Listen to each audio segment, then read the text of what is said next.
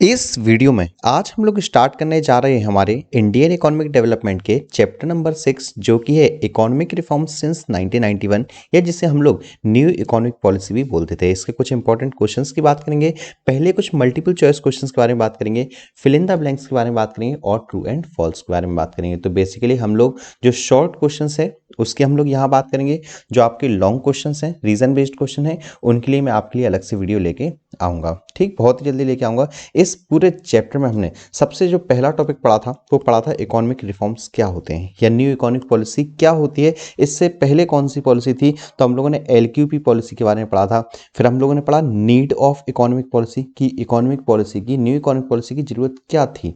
फिर इसके एलिमेंट्स पढ़े, एलपीजी, लिबरलाइजेशन, प्राइवेटाइजेशन, ग्लोबलाइजेशन। जो हम लोगों ने पहला लिबरलाइजेशन पढ़ा है उसके अंदर कुछ बातें मैं आपको बताऊं, बहुत इंपॉर्टेंट टॉपिक था जिसके अंदर 4 प्रकार के रिफॉर्म्स हम लोगों ने पढ़े थे। वो चारों रिफॉर्म्स जरूर ध्यान रखना, उसमें से एक क्वेश्चन 100% आएगा ही आएगा।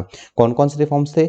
Industrial sector reforms, financial sector reforms, fiscal reforms और एक्सटर्नल सेक्टर रिफॉर्म्स। इसके बाद हम लोगों ने फिर लिबरलाइजेशन के बाद प्राइवेटाइजेशन, इसकी मेरिट्स, डीमेरिट्स और नीड, उसके बाद सेम ग्लोबलाइजेशन, इसके भी हम लोगों ने सब कुछ पढ़ा। उसके बाद हमने पढ़ा एलपीजी पॉलिसी का अप्रेजल। अप्रेजल यानी क्या इसकी मेरिट्स हैं, क्या डीमेरिट्स हैं, क्या एक और एलपीजी पॉलिसी की हमें ज़रूरत है, या जो एलपीजी पॉलिसी 1991 में आई वो सही थी या गलत थी। ये सब कुछ हम लोगों ने इस चैप्टर के अंदर ऑलरेडी पढ़ चुका है। अगर आप लोगों ने पढ़ा है तो ठीक है, नहीं पढ़ा है तो मैंने डिस्क्रिप्शन में आपको टॉपिक वाइज वीडियोस की लिंक दी है, तो आप वहां से वो चैप्टर जरूर देख लीजिएगा। तो चलो अब हम लोग स्टार्ट करते हैं अपने मल्टीपल चॉइस क्वेश्चंस के साथ। तो आप लोगों को पहला क्वेश्चन सामने दिख रहा है, देखो।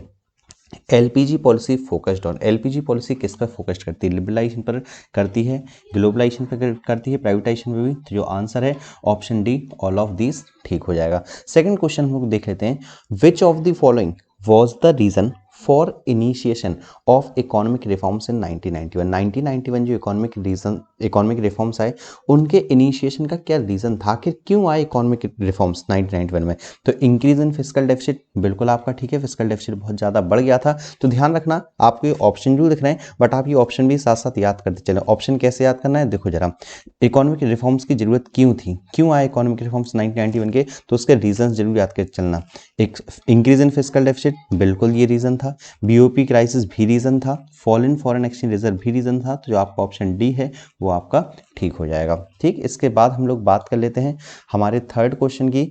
तो fiscal deficit is equals to, fiscal deficit क्या होता है? देखो जनरली जब मैंने फिस्कल डेफिसिट के बारे में आपको बात की है या जहां पर भी शब्द फिस्कल आ जाए, फिस्कल का मतलब होता है गवर्नमेंट के रेवेन्यूज और गवर्नमेंट के एक्सपेंडिचर्स। तो देख लेते हैं हम लोग option, total expenditure of government minus total receipt. ये आपका ऑप्शन ए ठीक है, बट हमेशा बेस्ट ऑप्शन हम सिलेक्ट करते हैं, बाकी के और ऑप्शन हमें रीड कर लेना चाहिए। तो बी पॉइंट है total expenditure of the government minus total receipts, bracket में लिखा है अदर देन बोरोइंग्स। तो ये आपका बी ऑप्शन बिल्कुल 100% राइट हो जाएगा। सी पढ़ लेते हैं, रेवेन्यू एक्सपेंडिचर, रेवेन्यू रिसिप्ट नहीं होगा। डी, नन ऑफ दीज भी नहीं होगा। तो हमारा जो ऑप्शन बी है वो ठीक हो जाएगा। फोर्थ क्वेश्चन देख लेते हैं, which of the following was not the reason of initiation of economic reforms in 1991। I think ये क्वेश्चन रिपीट हो गया है, बट अगर हम ऑप्शन देखें तो ऑप्शन एकदम से अलग है। अच्छा, रिपीट नहीं हुआ है, एक चीज और ध्यान रखें, यहाँ पे लिखा है नॉट द रीजन।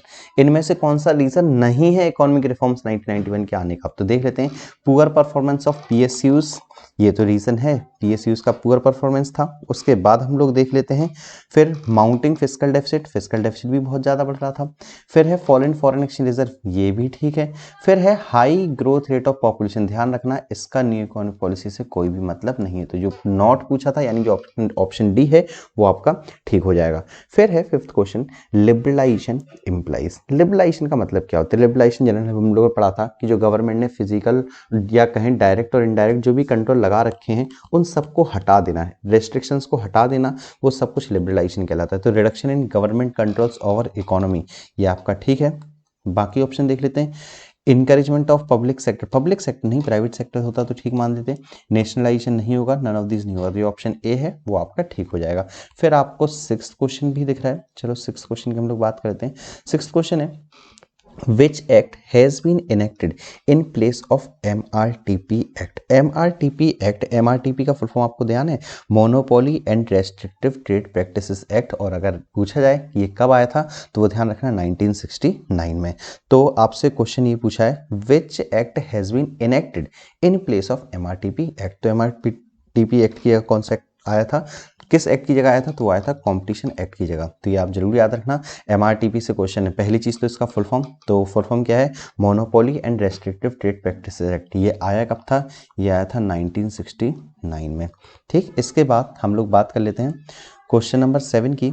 तो लेज फेयर पॉलिसी या लाइज फेयर पॉलिसी हम लोग बोलें तो laissez faire policy is that policy in which, अब देखो लाइज फेयर पॉलिसी कौन सी होती है, तो there is intervention by the government in function of an economy, नहीं होगा। There is intervention by the state, देखो पहला ऑप्शन और बी ऑप्शन दोनों ही बराबर हैं, यहाँ गवर्नमेंट लिखा है यहाँ स्टेट लिखा है, जबकि लाइज फेयर पॉलिसी वो पॉलिसी होती है जिसमें इकोनॉमी के फंक्शनिंग में गवर्नमेंट कोई भी इंटरवेंशन ना करे। तो जो ऑप्शन सी हमें दिख रहा है, there is no intervention by the state in the function of an economy, और ये ध्यान रखना आपके सिलेबस में है, तो आप इसे एक बार डेफिनेशन इसकी जरूर पढ़ लें।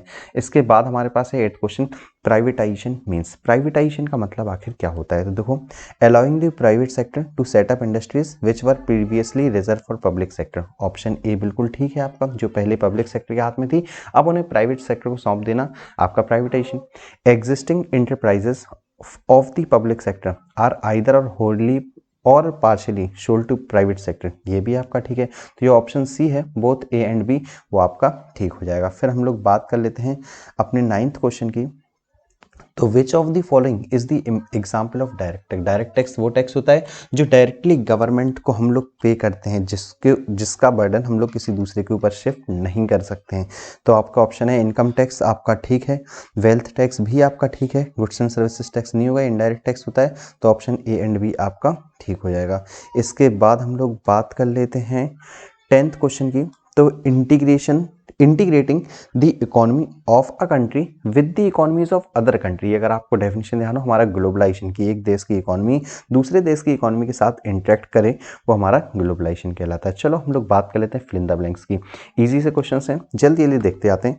पहला पॉइंट हमारे पास freedom of producing units from physical controls imposed by the government is called, तो ये है आपका लिबरलाइजेशन। जो भी गवर्नमेंट ने कंट्रोल लगा रखे थे उन सबको हटा देना, फ्रीडम दे देना, वो आपका लिबरलाइजेशन कहलाता है। तो आफ्टर लिबरलाइजेशन के बाद क्या हुआ, red tapism in the government administrative department has been, तो ये होगा आपका डिक्रीज्ड, लिबरलाइजेशन के बाद कम हुआ है।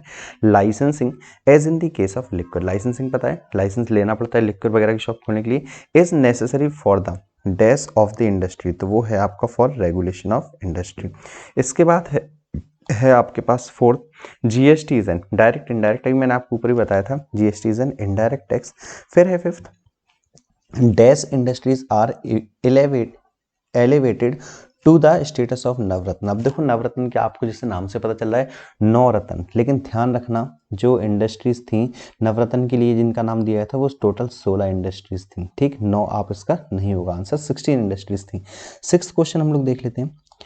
फॉरेन इन्वेस्टमेंट रेफर्स टू, अब देखो sorry, foreign dash investment refers to investment in Indian companies by the foreign banking and non banking institution. तो वो इंस्टीट्यूट ने जो चाहे बैंकिंग हो चाहे नॉन बैंकिंग इंस्टीट्यूट, उनने हमारे देश के अंदर इन्वेस्टमेंट कर रहा है हमारे देश की कंपनीज में, तो ये होता है आपका फॉरेन इंस्टीट्यूशनल इन्वेस्टमेंट। फिर 7th है expansion of production capacity is a measure of, तो प्रोडक्शन कैपेसिटी बढ़ा देना ये किसका मेजर है, ये है लिबरलाइजेशन का, क्योंकि पहले आज़ादी के टाइम पे, आज़ादी के बाद की हम लोग बात करें तो जो प्रोड्यूसिंग सेक्टर थे, मतलब कितने गुड्स एंड सर्विस प्रोडक्शन कर सकते थे, उसके लिए भी लाइसेंस लेना पड़ता था। प्रोडक्शन कैपेसिटी इंक्रीज करना चाहते हो तो भी आपको लाइसेंस देना पड़ता था। चलो तो हम लोग बात करते हैं ट्रू एंड फॉल्स की। तो पहला पॉइंट हमारे पास एक कौन टोटल हमारे पास 10 पॉइंट है, देखो जल्दी जल्दी हम लोग रीड कर लेते हैं। तो पहला पॉइंट है economic policy of 1991 implies a U-turn of the existing, then यहाँ गलत हो गया, of the existing economic policy of the government, तो पहला आपका ट्रू है, ठीक। देखो सेकंड पॉइंट है new economic policy implies replacement of LQP by LPG, ये भी आपका बिल्कुल ठीक है। थर्ड पॉइंट देख लेते हैं हम लोग, liberalisation means a system of laissez faire, बिल्कुल ये आपका फॉल्स होगा। लिबरलाइजेशन का मतलब ये नहीं है कि लाइस फेयर, गवर्नमेंट इंटरवेंशन करती है, ठीक, बट 100% नहीं करती, बट कुछ हद तक करती है। फोर्थ पॉइंट है disinvestment policy is an important part of the new economic policy in India, बिल्कुल ठीक है। डिसइन्वेस्टमेंट आपको पता है गवर्नमेंट के शेयर या गवर्नमेंट की कंपनीज प्राइवेट सेक्टर के हाथ में बेच देना। पांचवा पॉइंट है हमारे पास, liberalisation and privatisation are the core component of India's new economic policy but globalisation is not. ये भी आपका फॉल्स हो जाएगा। जो ग्लोबलाइजेशन है वो भी एक अच्छा कंपोनेंट है, क्योंकि लिबरलाइजेशन, प्राइवेटाइजेशन, ग्लोबलाइजेशन ही कंपोनेंट है आपके, ठीक है, तीनों हैं। फिर है सिक्स पॉइंट है आपके पास, privatisation allows greater degree of commercialisation of production activity, ये भी आपका ट्रू है। इसके बाद है हमारे पास seventh point, fiscal policy refers to the revenue and expenditure of the government। बिल्कुल आपका ये भी ठीक है, फिस्कल पॉलिसी आपकी गवर्नमेंट के रेवेन्यू, गवर्नमेंट के एक्सपेंडिचर को शो करती है। फिर एट्थ पॉइंट है हमारे पास, multilateral trade agreements are the agreements relating to trade across different countries of the world, तो ये भी आपका ट्रू है, मल्टी ट्रेड एग्रीमेंट आपके यही होते हैं। फिर है partial convertibility refers to a restricted freedom for the conversion of domestic currency into foreign currency and vice versa, तो ये भी आपका ट्रू है। और लास्ट है financial sector includes only banking institution, तो ओनली बैंकिंग ही आता है, इसके अलावा बैंकिंग के अलावा भी दो तीन इंस्टीट्यूशंस और आते हैं, अगर आप लोगों ने वीडियो देखी है तो ये आपका हो जाएगा फर्स्ट। दोस्तों इस वीडियो में इतना ही, मिलता हूँ मैं आपसे बहुत ही जल्द नेक्स्ट वीडियो में। चैनल को सब्सक्राइब नहीं किया है तो चैनल को सब्सक्राइब कर लें, ठीक।